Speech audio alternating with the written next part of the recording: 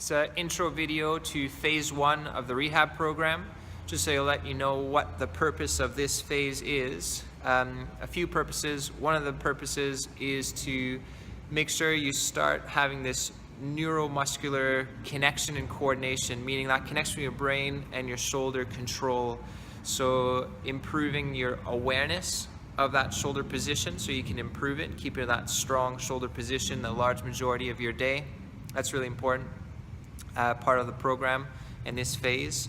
Another important part of this phase is improving that flexibility of the shoulder, trying to figure out what are the key limiting factors so that we can alleviate that stress off your shoulder so you got proper shoulder movement as well. By far the two most common restricted motions is set up because of really tight pec muscles, stopping your ability to bring your shoulders back, and also what's called posterior capsules, so that some of the ligaments around the back of your shoulder, stopping you from bringing your arms down.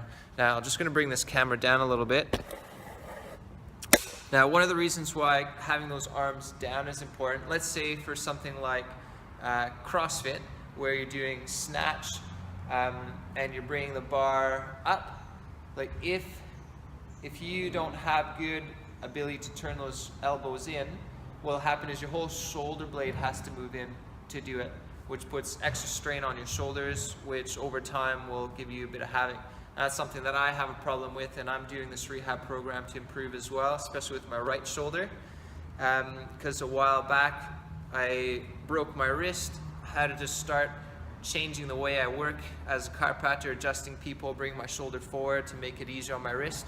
But over months I've developed some poor habits and a lot of compensation. So now I've got to retrain my brain and shoulder position and awareness and get that flexibility back, which is no doubt having an impact doing other things like CrossFit, different just activities in general. So I've got to get that flexibility back.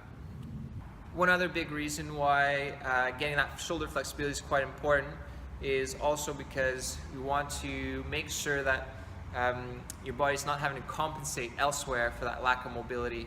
So for example, if you can't get your shoulders back, let's say in CrossFit for example, where you're doing, let's say a clean and jerk, and you get that bar from here to there, well, if you can't get those shoulders back far enough, what you're going to naturally end up doing is arching your back backwards, so that way the weight is directly over your feet.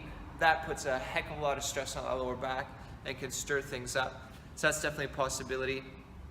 But I mean, it'll impact all sorts of other things.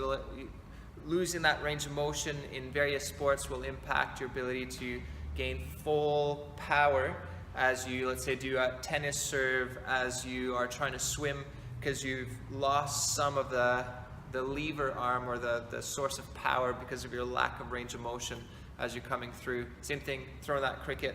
If you don't have that full range of motion going backwards, well, you're cutting yourself short on generating some power. So really important for us to address those problems.